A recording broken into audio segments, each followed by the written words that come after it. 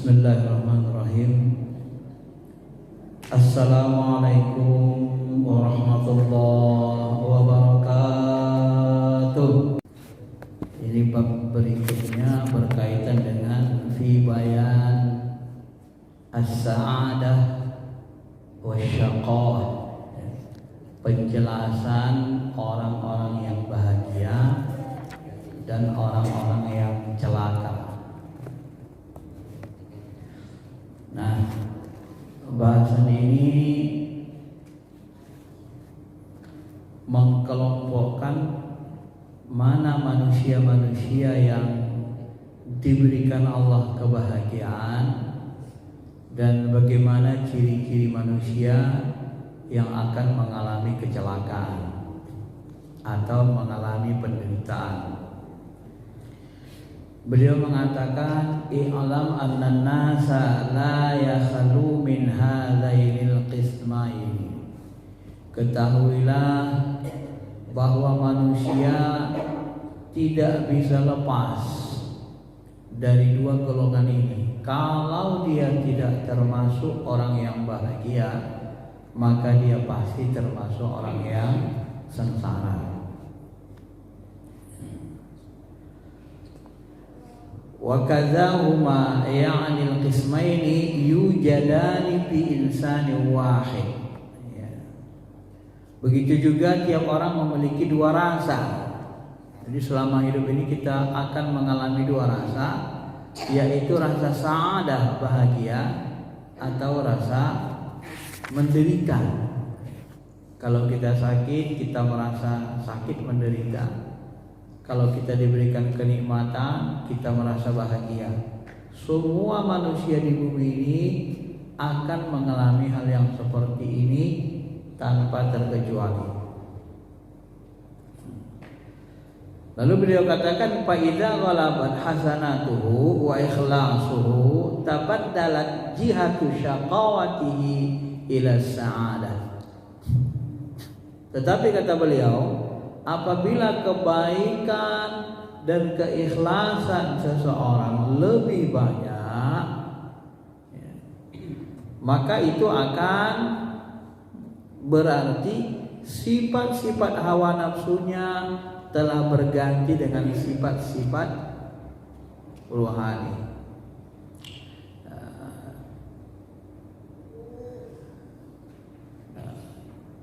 Jadi kata beliau, apabila kebaikan keikhlasannya bisa mengalahkan hawa nafsunya, maka bertukarlah kesengsaraan menjadi bahagia. Jadi bertukar tabaddalat jihatu syaqawah. Jadi kesengsaraan itu akan membawa nikmat. Maka ada istilah sengsara membawa nikmat. Jadi kalau kita ikhlas menghadapi cobaan, menghadapi sakit, ikhlas, sabar, tawakal, berbuat baik terus, tabaddalat, maka dia akan berubah, bertukar. Ya. Dari syaqawatihi, dari sengsara menjadi as-sa'adah. Nah, ini juga bermakna yakni tabaddalat nafsaniyah ila ruhaniyah. Maka diri dia, jiwa kita itu pun itu akan bertukar dari diri jiwa yang cenderung kepada nafsiyah, hawa nafsu, kepada nafs kita, maka dia bertukar menjadi ruhaniyah. Jadi yang menguasai diri kita ini, kalau kita sudah biasakan ikhlas, dibiasakan taat, dibiasakan buat baik, maka yang menguasai diri kita, mengendalikan diri kita adalah ruhani kita. Tidak lagi hawa nafsu. Nafsu bertukar dia. Ibaratnya kalau mobil supirnya tukar. Kalau supirnya tadi orang jahat, ugal-ugalan, mabuk-mabukan, tukar dengan supir yang benar, yang baik. Ini secara tasawufnya, ruhaninya begitu. Jadi bertukar supir diri kita ini. Sebaliknya kata beliau, apabila seseorang mengikuti hawa nafsunya, maka yang terjadi sebaliknya. Maka diri kita disetir, ditunggangi dan dikendalikan oleh hawa nafsu. Ya. Tergantung yang mana yang mau kita jadikan raja dalam diri kita.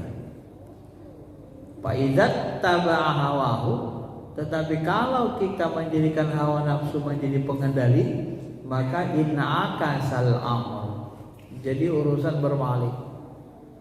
Artinya mengendalikan hawa nafsu. Nah, inilah yang nanti menyebabkan kesengsaraan. Wa idza stawat al-jihatani farraja ilal khair kama qala Allah taala. Tetapi kata beliau ada juga kekuatan dalam diri seseorang itu yang bercampur antara bahagia dan penderitaan. Nah, ini menjadi hal yang lumrah kita alami antara rohani dan hawa nafsu. Kalau di dalam jiwa namanya jiwa lawamah. Ya, kalau dia mendapat kesengsaraan, kesulitan, dia mencela. Setelah mencela dia menangis, dia mohon ampun. Nah, orang seperti ini, orang pertengahan, kata beliau, apa yang terjadi? Farraja ilal khair. Maka orang seperti ini dia akan menjadi dipertimbangkan Allah. Maka orang seperti ini harus punya harapan roja kepada Allah supaya dia selamat, dan harus amal baiknya lebih banyak dari amal buruknya. Ya. Sebagaimana yang diperintahkan Allah atau sebagaimana yang dijelaskan Allah Ta'ala dalam surah Al-An'am ayat 16, man jaa bil hasanati falahu asyru amsalha.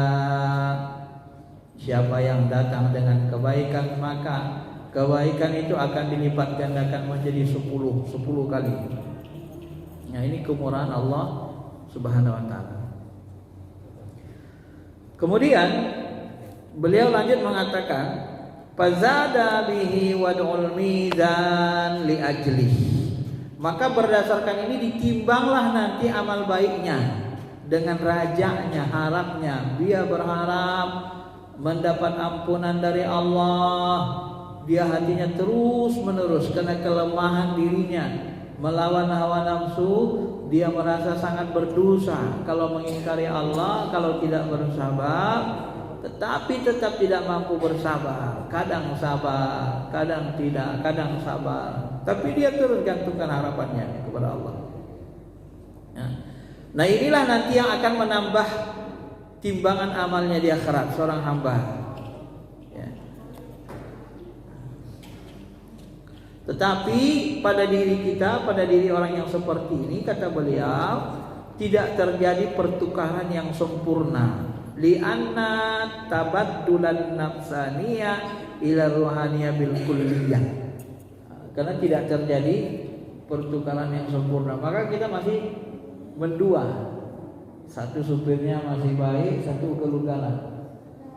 Ibaratnya kalau di dalam alam cahaya, kadang gelap hitam, kadang yang nyetir putih, kadang hitam putih, gitu. Bertukar-tukar dia.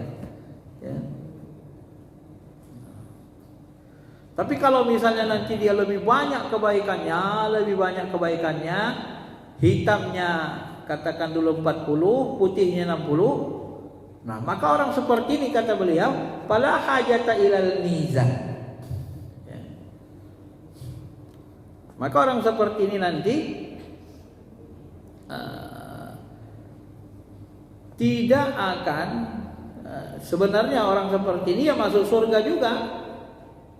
Bisa masuk surga juga, tetapi dia ada mizannya. Tetapi orang-orang yang tadi, orang-orang yang ruhaninya yang mengendalikan dirinya, ya, ketika ruhaninya yang mengendalikan dirinya bukan hawa nafsunya, maka orang seperti ini fala hajata ilal mizan. Orang seperti ini nanti tidak perlu lagi ditimbang amalnya. Jadi masuk surga tanpa hisab.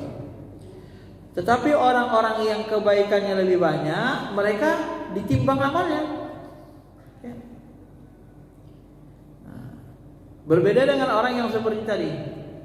Yang di awal, yang pertama, orang yang selalu taat, yang mengendalikan dirinya adalah ruhnya, bukan hawa nafsunya, maka mereka beramal buat baik. Orang seperti ini sebenarnya nggak perlu lagi ditimbang amalnya, karena baik saja yang dia lakukan. Dan dia di padang mahsyar nanti nggak perlu dihisap, nggak perlu dihisap lagi, udah kelihatan rohaninya bagus dan dia masuk surga, nggak mampir di neraka. Ya. Berbeda dengan orang yang lebih banyak kebaikannya daripada keburukannya yang tengah-tengah tadi, maka dia bisa masuk surga. Dia bisa masuk surga tanpa diazab. Kenapa? Karena amalannya lebih banyak daripada keburukannya. Setelah demikian ditimbang, kebaikannya lebih banyak. Nah, setelah kebaikannya lebih banyak, maka dia dimasukkan ke surga. Tapi nggak mampir di neraka. Jadi memang di dalam Al-Quran dan Hadis pun seperti itu, ya. Beliau menjelaskan apa yang terkandung dalam Al-Quran dan Hadis. Ini sebagaimana difirmankan Allah Subhanahu wa taala, "Fa amma man saqulat mawazinuhu fa huwa fi 'ishatin 'aliyah." Adapun orang-orang yang berat timbangannya, maka dia berada dalam kehidupan yang diridhoi. Jadi dia masuk surga tanpa mampir di neraka. Nah, yang ketiga, manusia itu ada yang amal buruknya. Wa man tarajjaha sayyi'atuhu yu'adzabu biqadari jinayatihi. Adapun orang-orang yang amal buruknya lebih banyak dari amal baiknya, maka dia akan diazab sebagai bentuk hukuman. Ya. Ini akidah Ahlussunnah wal Jamaah juga. Siapa yang lebih banyak buruknya diazab di neraka jahanam, tetapi karena dia memiliki iman kepada Allah, dia kalah oleh hawa nafsunya, dia kalah oleh godaan setan selama hidupnya, tetapi dia tetap beriman kepada Allah, tetap berjuang tapi kalah terus. Ada iman pengakuannya kepada Allah, ketuhanan Allah, tidak mensekutukan Allah. Setelah dia masuk ke neraka sesuai dengan dosanya, maka dia lalu dimasukkan ke dalam surga. Ini kalau kita lihat dari penjelasan beliau ini, jelas sekali akidahnya akidah Ahlussunnah wal Jamaah, ya, bukan Mu'tazilah.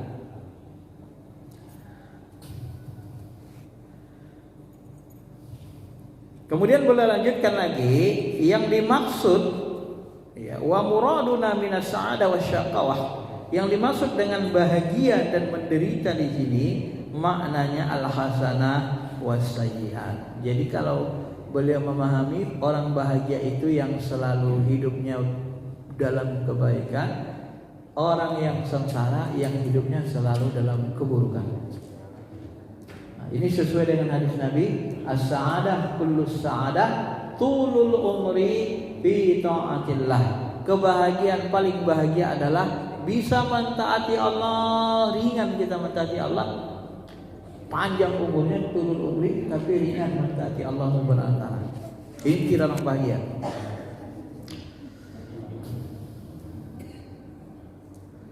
Maka karena itu orang yang banyak kebaikannya itulah orang yang bahagia, sedangkan orang yang sedikit amal kebaikannya banyak dosanya itulah orang sengsara. Sebagaimana dikatakan Nabi SAW, ya, as-sa'id qad yashqi wasyaqi qad yas'ad.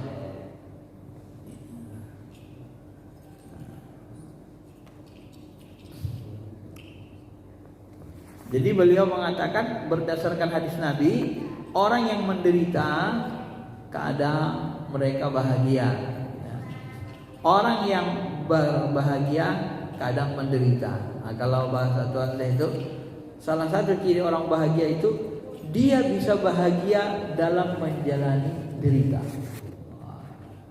Coba itu. Nah, kemarin kita ziarah makam 9 wali. Ziarah makam 9 wali itu kan lelah, dari Jakarta ke Surabaya, dari Surabaya Sunan Ampel, Sunan Gresik, kemudian terus lagi ke Sunan Giri, ya Sunan Derajat, terus sampai ke nanti Sunan Kalijaga ke Demak dan Cirebon, Sunan Gunung Jati. Ini kan perjalanan melelahkan. Tapi perjalanan yang melelahkan ini terasa nikmat. Kalau saya mencontohkan begitu.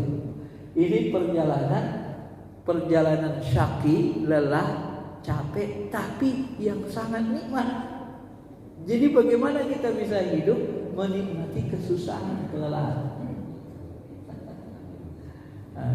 Kalau bahasa teman saya, enaknya ziarah ini katanya, kalau kita ziarah, badan kita enak, kita mau saja gitu. Mirip kalau bapak nanti umroh, walaupun capek, pinginnya mau ke Madinah aja, ke Nabawi aja, mau ke Mekah aja, mau ibadah.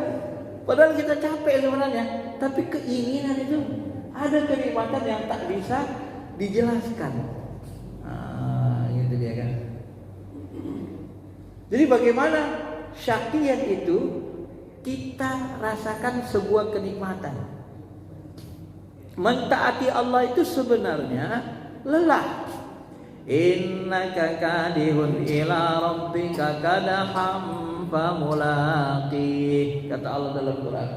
Hai manusia, sesungguhnya aku tahu kalian itu kadaham, bersusah payah, berlelah-lelah menyembahku, mentaatiku.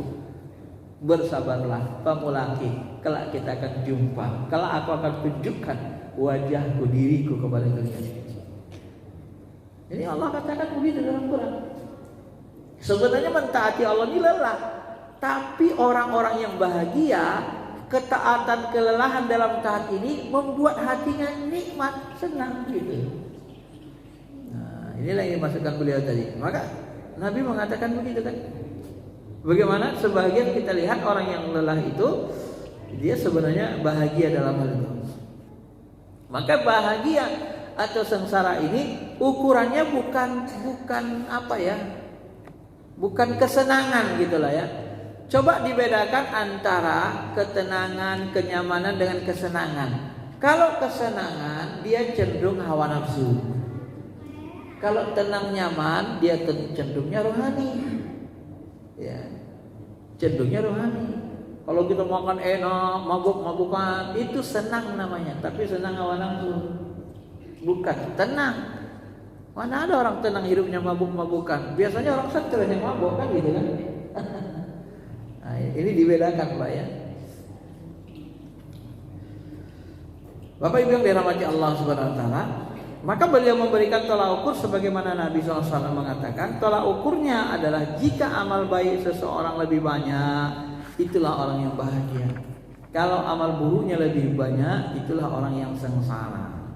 Wa idza ghalabatis sayyi'at yakunu syaqiyan. Faman taba wa amana wa amilus shalihat yubaddilullahu saqawah ila sa'adah. Nah di ujung beliau katakan lagi, siapa yang bertobat, beriman dan beramal soleh, Allah mengganti saqawah.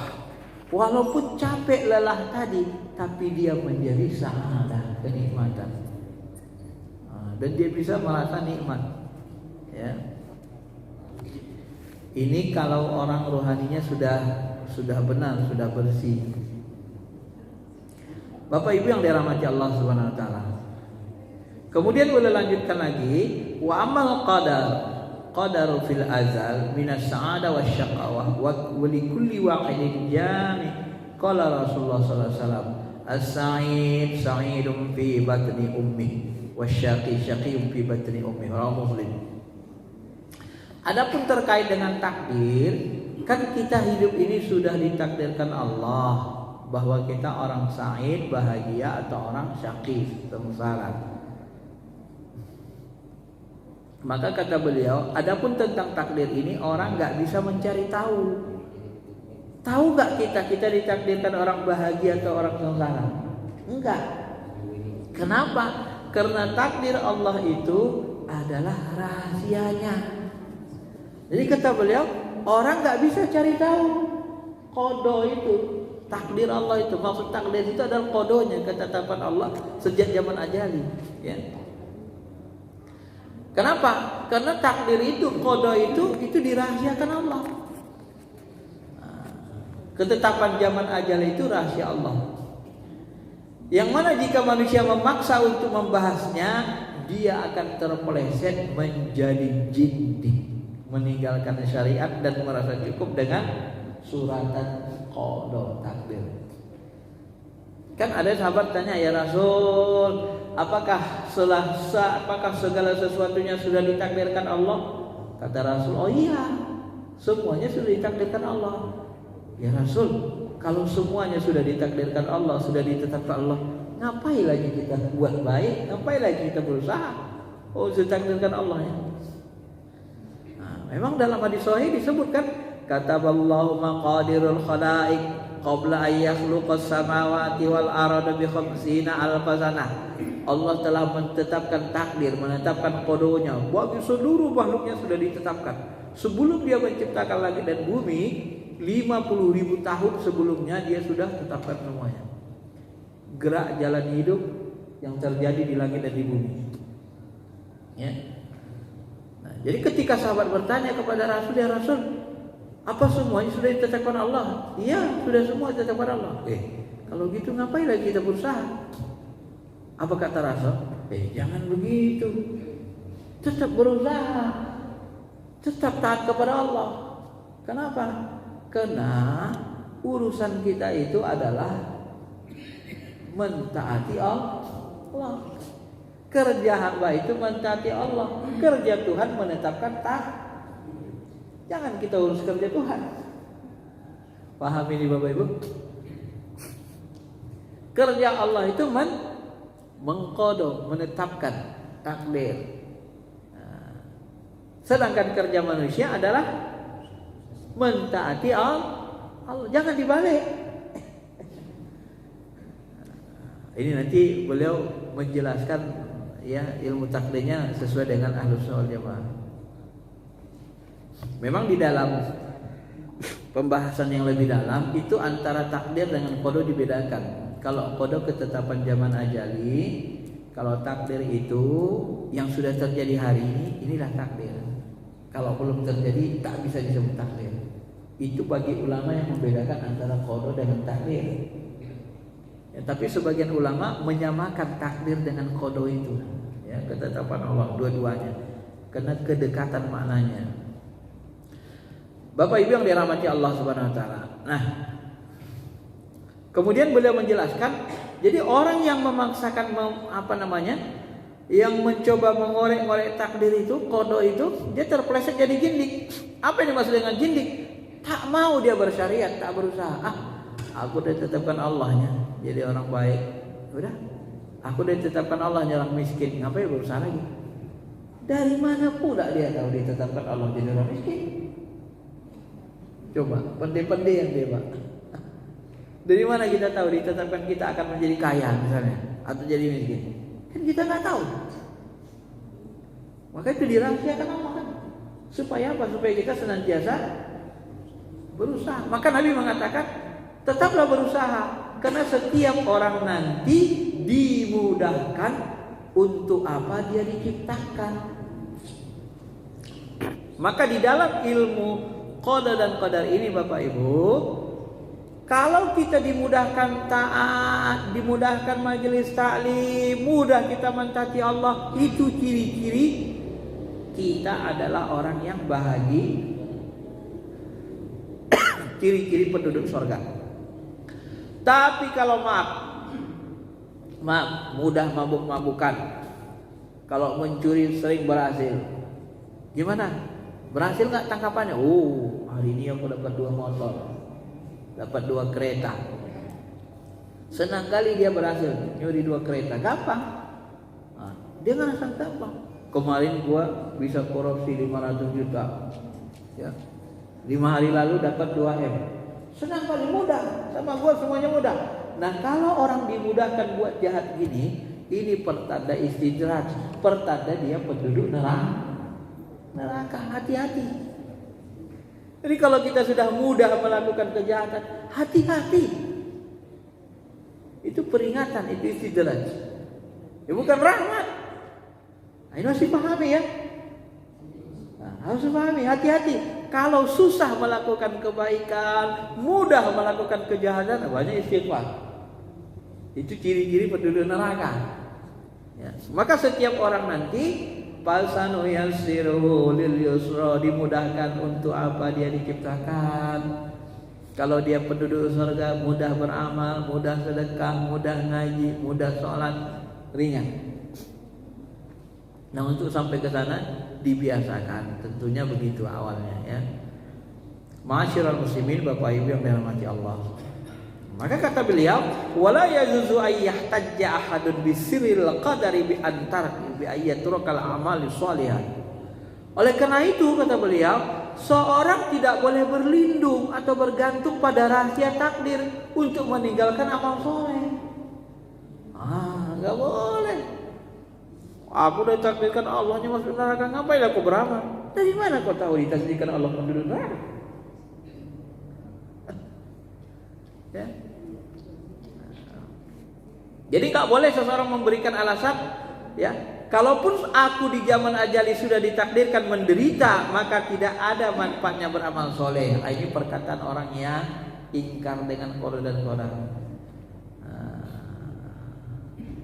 Kalaupun di zaman ajali sudah ditakdirkan menderita, tidak ada manfaatnya beramal soleh. Memang hakikatnya begitu. Orang yang sudah ditakdirkan masuk neraka, nanti dia walaupun dia beramal soleh, ujung-ujungnya masuk neraka.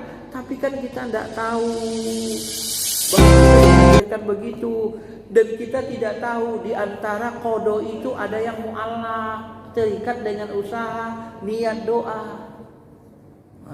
Maka di zaman Nabi Musa kan ada itu, seorang jemaahnya, umatnya tanya, ya Musa doakanlah aku supaya kaya, mohonkanlah ke Allah.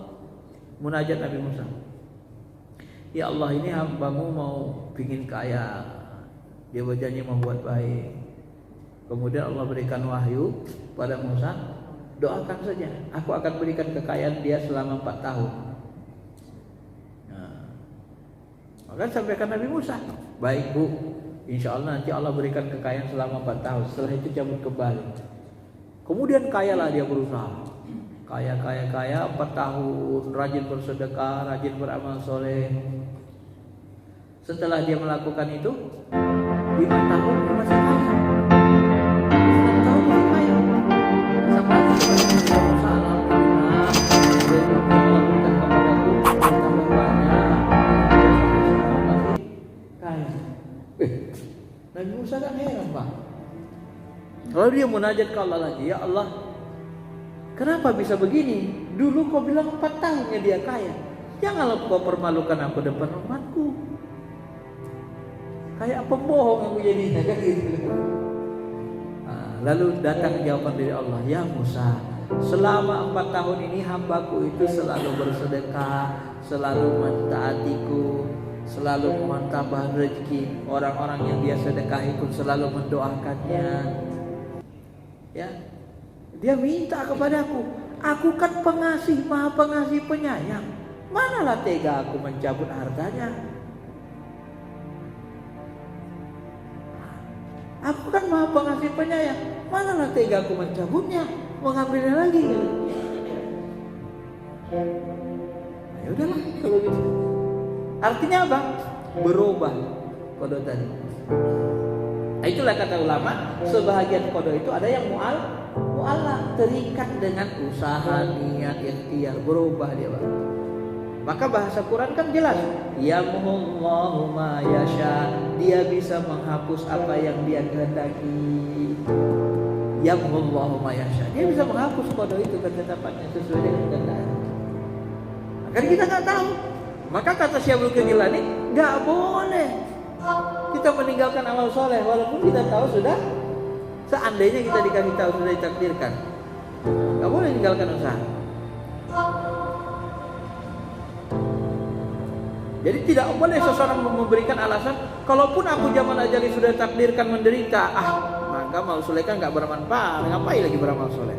Dan jika aku memang ditakdirkan bahagia, tidaklah membahayakan bagiku untuk melakukan amal buruk. Karena udah tahu dia ditakdirkan di qada menjadi orang bahagia, dia buat jahat, dia masalah sama dia. Nggak boleh.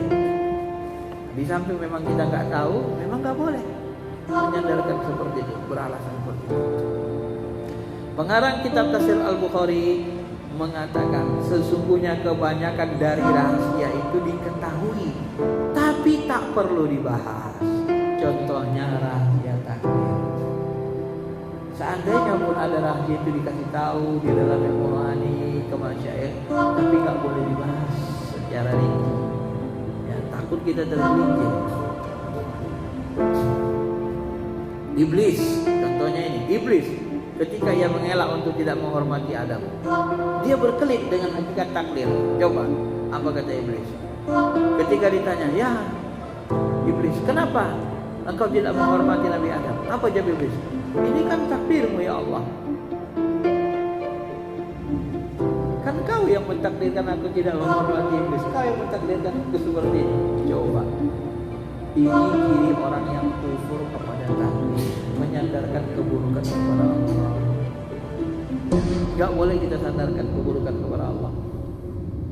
Maka di dalam al-hikam itu Bapak Ibu, di situ ada hikmah yang sangat dalam. Salah satunya mengenai takdir ini juga disebutkan. Ketika seseorang hamba buat dosa, buat jahat, lalu dia bermohon istighfar, astagfirullahaladzim, ya Allah ampuni, ya Allah ampuni, ya Allah. Apa Allah katakan? Wahai hambaku, akulah yang mentakdirkan engkau berbuat dosa, tapi karena engkau mohon ampun kepadaku, maka aku ampuni. Tapi ketika seorang buat jahat, lalu dia katakan seperti iblis tadi, kan kau yang mentakdirkan aku ya Allah jadi orang jahat. Apa kata Allah? Ya. Allah katakan, hambaku, kau kan kasih akal. Apa kau gak berakal? Apa kau gak berotak? Kata orang Medan begitu. Apa gak ada otak kamu katanya? Kenapa? Kan udah aku kasih akal. Kamu kan tahu mana baik buruk. Kan aku sudah larang jangan minum khamar. Kan sudah larang jangan mencuri. Pernah rupanya aku suruh kau mencuri? Kan gak pernah. Nah, ketika kau mencuri, kenapa kau salahkan aku? Memang kau tak berakal. Awas kau ajak kau. Jadi pilih yang mana? Pilih ya. Bisa dibagi kan? Jadi jangan sandarkan keburukan kepada Allah. Allah itu tidak ditanya apa yang dia lakukan. Yang ditanya adalah hamba. Hati-hati terjebak dalam turun tinggi ilmu. Ada orang tinggi ilmunya, tapi terpeleset dalam takdir juga. Hati-hati. Dengan begitu dia kufur dan diusir dari surga. Sebaliknya Nabi Adam selalu menimpakan kesalahan pada dirinya. Ketika dia makan buah kuldi, dia merasa berdosa. Apa dia katakan? Rabbana zalamna anfusana wa illam taghfir lana wa tarhamna lanakunanna minal khasirin. Ya Tuhan kamilah yang zalim, kamilah yang buat dosa. Ampunilah kami wahai Tuhan kami. Apa beda iblis sama Adam? Iblis buat dosa, buat salah disandarkan ke Allah, diusir dari surga. Adam buat salah, buat dosa, dia mohon ampun. Dari awal sudah makan petunjuk. Ini yang bahaya, ini yang celaka. Jadi kalau ada orang menyandarkan keburukan kepada Allah, itu ciri orang yang kufur kepada Allah, orang yang kufur kepada takdir, kepada Allah.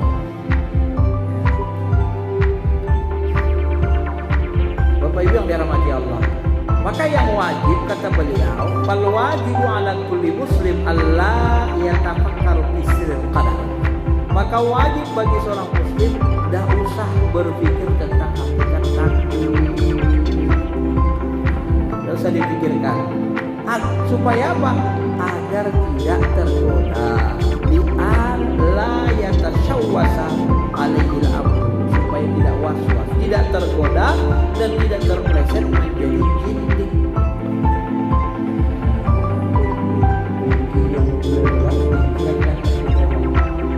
Hati-hati membahas takdir ini, nanti terpeleset jadi jintik. Orang-orang hakikat banyak yang kena di sini. Dalam tahu.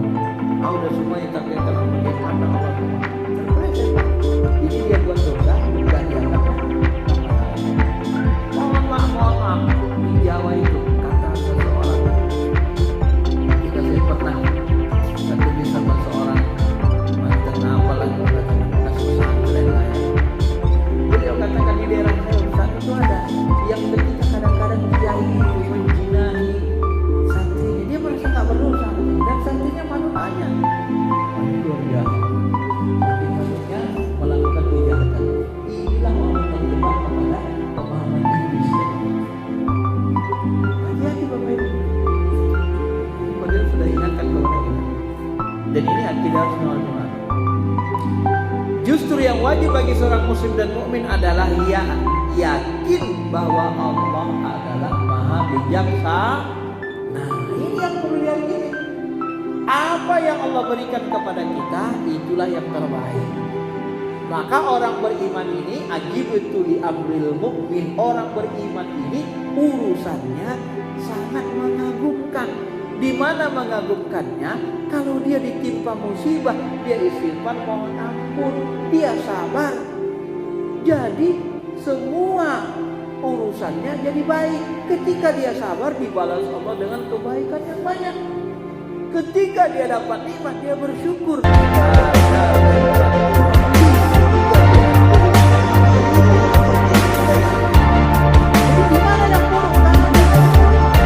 Nah, kebijaksanaan Allah itu sebenarnya segala yang Allah berikan kepada kita. Kalau kita pandang dengan pandangan Allah, kalau kita pandang dengan Al-Quran dan Sunnah, nggak ada yang buruk. Allah tidak pernah memerintahkan yang buruk. Innallaha la ya'murukum bil fahsya. Allah tak pernah nyuruh yang buruk dan tak pernah memberikan yang buruk kepada hambanya yang beriman.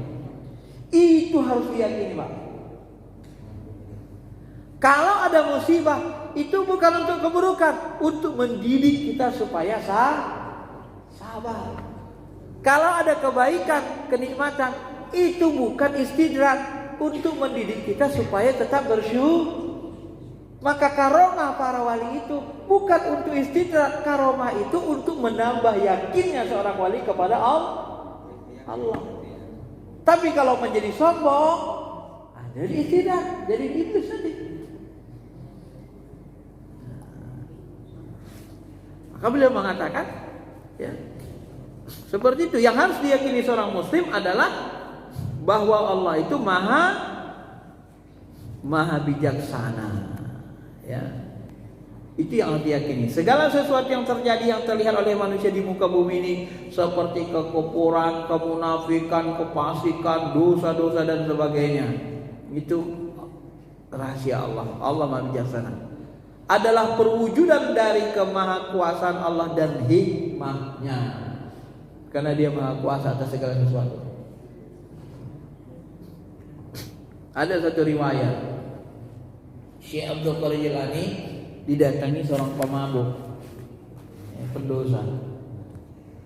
Lalu ditanya, Syekh, bisakah Allah menciptakan, menjadikan aku menjadi orang baik wali Allah seperti engkau, menjadi taat seperti dirimu, dan menjadikan engkau yang taat kepada Allah menjadi buruk seperti diriku? Begitu ditanya pemuda ini, Pak, langsung tersentak hati, bersyukur dia, menangis dia, merau-rau mohon ampun ke Allah. Saking takutnya dia, Pak, mendengar pertanyaan orang pemabuk ini. Coba bayangkan, ya apa yang nggak bisa dibuat Allah kan? Tapi karena pertanyaan itu luar biasa menakutkan beliau, bisa nggak Allah menjadikan engkau menjadi jahat seperti diriku, suka mabuk-mabukan, dan menjadikan diriku yang jahat ini seperti dirimu yang taat kepada Allah? Wah, apa ketakutan ya, Pak? Apa yang nggak bisa? Nah, itulah. Orang yang tadi itu dia takut, dia tidak pernah sombong, dia malah semakin takut kepada Allah. Ketika dia mentaati Allah, dia semakin takut, semakin berharap kepada rahmat Allah Subhanahu wa taala. Dalam sebuah hikayat diceritakan bahwa sebagian ahli ma'rifat, ada ahli ma'rifat bermunajat kepada Allah. Kata beliau, ya Allah, engkau telah mentakdirkan, engkau menghendaki, dan engkau telah menciptakan maksiat dalam diriku. Dia katakan gitu, ahli ma'rifat ngomong gini ke Allah. Tiba-tiba datang suara gaib jawabanku dia, hai hambaku, semua yang kau sebutkan itu adalah syarat ketuhananku. Coba, itu syarat ketuhanan untuk menunjukkan dia maha kuasa. Lalu mana syarat kehambaanmu? Ditanya Allah, mana syarat kehambaanmu? Maka sang ahli ma'rifat menarik kembali ucapannya, merasa bersalah. Ya Allah, aku salah ya Allah, aku telah berdosa, ampuni aku berbuat jahat pada diriku. Maka datanglah jawaban dari suara gaib, aku telah mengampuni. Oh, Pak, ini ahli ma'rifat yang ngomong dengan ruhaninya, Pak. Ya. Nah, dia mencoba seperti menyalahkan Allah Ta'ala. Allah Ta'ala. Itu syarat ketuhananku. Aku berkuasa mengendalikan, menjadikan baik dan buruk. Itu semuanya pada hakikatnya memang tadikan Allah. Itulah menunjukkan kekuasaannya. Syarat kekuasaanku. Nah, tapi syarat hamba apa? Apakah kau tidak tahu bahwa kau adalah hamba? Nah, maka dia langsung ciut hatinya. Ya Allah, aku salah ya Allah. Aku telah berdosa. Aku buat zalim. Baru dijawab oleh Allah Ta'ala. Aku telah mengampuni. Nah, ini tinggi sekali maknanya Pak. Karena yang ngomong ini ahli ma'rifat. Ngomongnya dengan ruhani. Dialog dengan Allah Ta'ala. Aku telah memaafkan dan telah merahmatimu. Kemudian beliau mengatakan lagi, al-ma'siyati ila nafsi arbaha wa anjaha. Maka yang wajib bagi semua mukmin adalah berpandangan bahwa amal yang baik atas taufik Allah dan amal yang buruk adalah dari dirinya. Sederhananya gitu. Kembali aja yang konsep sederhana. Jika ada yang baik itu datangnya dari Allah. Jika ada yang buruk itu datangnya dari diri saya, hawa nafsu. Maka mohonlah dimaafkan. Itu kunci. Ya. Jangan coba-coba menyalahkan Allah. Menyalahkan Allah iblis. Menyalahkan orang Allah, orang musyrik, orang kafir semua itu Pak, nyalahkan Allah. Ayo jangan beriman kalian sama Allah. Jangan syirik. Kalau Allah mau gak mungkin kami syirik. Karena tak maunya Allahnya makanya kami syirik, kata orang musyrik itu. Kurang ajar kan? Dari mana orang tahu Allah menetapkan mereka syirik? Padahal Allah tak pernah menyuruh syirik.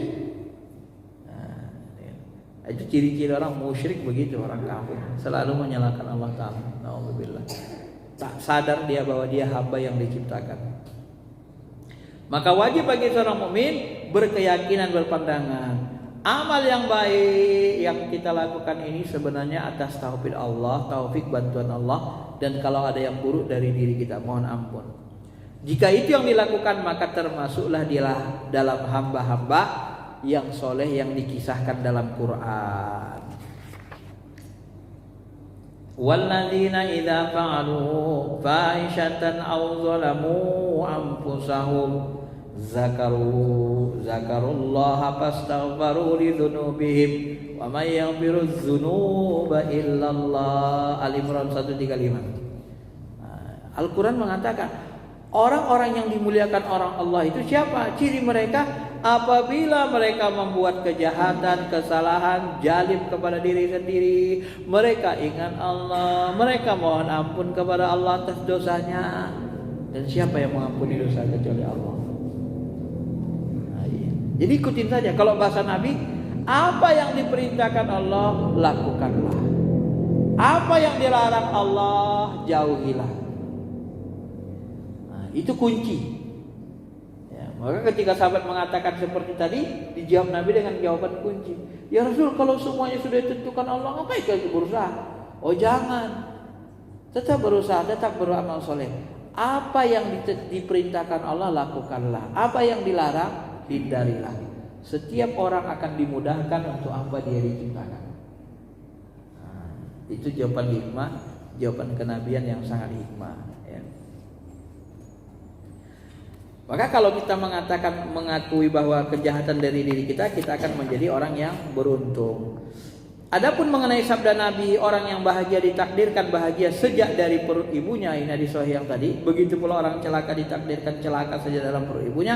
Yang dimaksud dengan kata ibu menurut ahli tasawuf dalam hadis ini adalah kumpulan dari 4 unsur, yakni tanah, air, api, dan angin yang ada di tubuh manusia. Tanah dan air merupakan simbol kebahagiaan karena keduanya menghidupkan, menumbuhkan iman, ilmu dan tawaduk dalam hati. Sedangkan angin dan api adalah kebalikannya, karena duanya simbol dari penghancur dan pemusnah. Jadi beliau takwilkan makna di situ. Seseorang sudah ditakdirkan sejak dalam perut ibunya baik buruk. Maha suci Allah yang mengumpulkan berbagai unsur yang berlawanan ini seperti api dan air dalam satu tubuh manusia, sebagaimana Allah memadukan antara cahaya dan kegelapan di awan.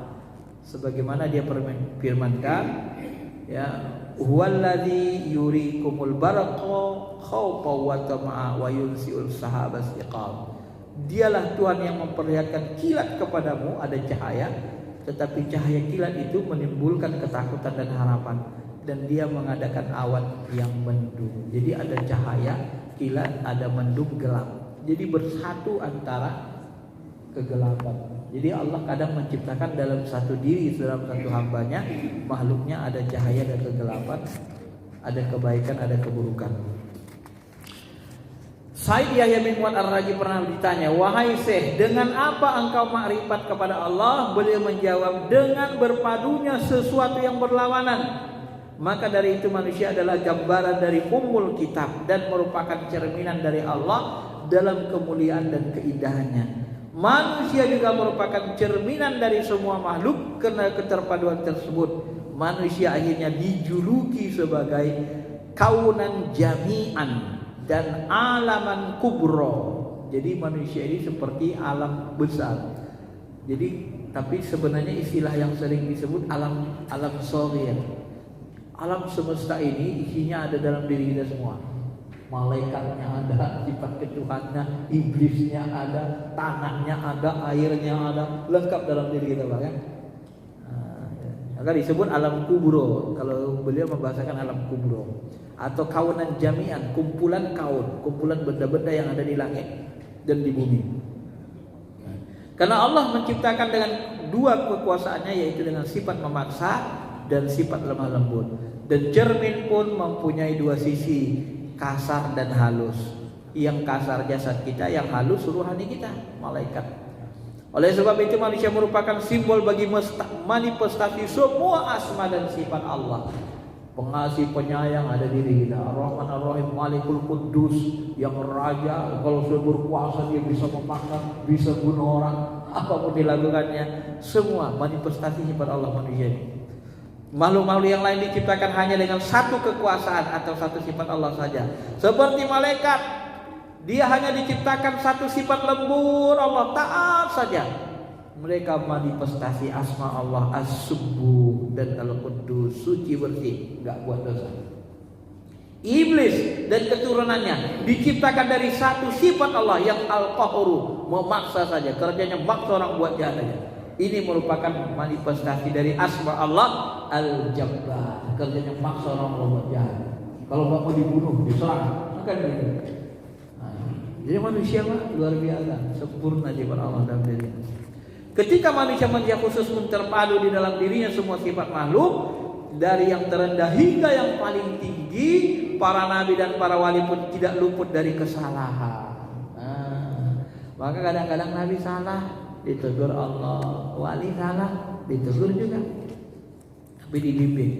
Para nabi misalnya, mereka terjaga dari perbuatan dosa besar setelah diangkat dari kenabian dan kerasulan. Setelah diangkat dari diangkat dan menjadi nabi, nabi itu tidak berbuat dosa besar. Tetapi kata beliau, mereka tidak terjaga dari kesalahan-kesalahan kecil. Maka ketika Nabi jengkel, diharamkannya makan madu, minum madu, sampai turun ayat Allah, ya ayuhan nabi lima tuharrimu ma halallah. Hei Nabi, kenapa kau mengharamkan apa yang dihalalkan Allah untuk dirimu? Ditegur. Karena untuk menyenangkan istri Pak, supaya jangan berkelahi, supaya senang. Ya udah, aku gak akan makan madu lagi, gak akan minum madu lagi, kata Rasul, kan? Diharamkannya bagi dirinya, gak boleh. Walaupun untuk menyenangkan istri, kesalahan kecil. Ya. Sedangkan para wali tidaklah terjaga. Ada yang berpendapat mereka dijaga dari dosa besar setelah derajat kewaliannya sempurna. Jadi kalau ada wali buat dosa, manusia biasa, tetapi kebaikannya tentu lebih banyak. Syekh Saqib Al-Balkhi berkata, tanda bahagia itu 5. Yang pertama, qalbunya lembut, hatinya lembut, banyak menangis karena ingat dosa, ya. Juhud dari duniawi, tidak tamak kepada harta benda duniawi, tak banyak angan-angan duniawinya, dan memiliki rasa malu yang sangat tinggi. Jadi 5 tanda bahagia itu kata beliau. Hatinya lembut, banyak menangis, juhud dari dunia, tidak tamak, ya, tidak banyak angan-angan, dan memiliki rasa malu yang tinggi. Sebaliknya tanda orang syaki menderita itu 5, hatinya keras, air matanya kering, gak pernah nangis karena dosa, bebal, cinta dunia, hubung dunia, banyak angan-angan dan malunya sedikit, gak malu buat dosa Bapak Ibu. Ya. Rasulullah SAW bersabda, tanda bahagia itu 4. Jika mendapat amanat dia adil, kalau janji dia tepati, jujur, dan jika berdebat tidak mencaci maki. Nah, kalau debat gak mau caci maki, ini tanda orang baik. Sebaliknya tanda celaka 4, khianat dalam amanat, ingkar janji, kalau ngomong bohong, hoax terus, kalau berpendapat berdebat suka mencaci maki orang lain, dan tidak mau memaafkan orang. Ini tanda orang celaka. Padahal Allah berfirman, siapa yang memaafkan berbuat baik maka pahalanya dari Allah. Yang terakhir, kemudian belum mengatakan di sini, ketahuilah bahwa penderitaan berubah menjadi kebahagiaan. Sebaliknya itu karena adanya bimbingan dari Allah. Sebagaimana kata Nabi SAW, setiap anak Adam dilahirkan dalam keadaan suci fitrah bersih. Kedua orang tuanya lah yang menyebabkan dia Yahudi atau Nasrani. Jadi yang mengarahkan anak bahagia atau tidak itu orang tua. Hadis ini jadi dalil bahwa setiap manusia punya potensi untuk menjadi bahagia dan menderita. Kita tidak boleh mengatakan bahwa seorang pasti bahagia atau pasti menderita, nggak boleh. Nggak ada yang bisa memastikan. Tetapi katakan bahwa ia akan menjadi bahagia jika kebaikannya lebih banyak dari keburukannya, dan menjadi menderita jika keburukannya lebih banyak dari kebaikannya. Orang yang menghukumi orang lain tidak dengan kata-kata tadi berarti dia sudah tersesat. Artinya ia berkeyakinan bahwa ada orang yang masuk surga tanpa amal dan tobat, dan ada yang masuk neraka padahal tidak maksiat. Keyakinan seperti ini bertentangan dengan Al-Quran dan Sunnah, karena Allah telah menjadikan surga bagi orang beramal soleh dan neraka bagi orang kafir, musyrik, serta ahli maksiat. Seperti firman Allah, siapa yang beramal soleh maka pahalanya untuk dirinya sendiri, dan siapa buat jahat dosanya untuk dirinya sendiri. Begitu juga firman Allah, ya pada hari tiap-tiap jiwa diberikan balasan dengan apa yang dia lakukan. Wa alaysa lil insana illa ma sa'a, manusia dibalas dengan yang dia lakukan. Dan wa ma tuqaddimu li anfusikum min khairin tajiduhu indallah. Apapun yang kebaikan kamu lakukan pasti kamu ketahui, kamu akan menemuinya balasannya di sisi Allah Subhanahu wa taala. Baik, saya kira itu aja. Ya. Sudah habis bab ini, mudah-mudahan bisa dipahami. Silakan kalau ada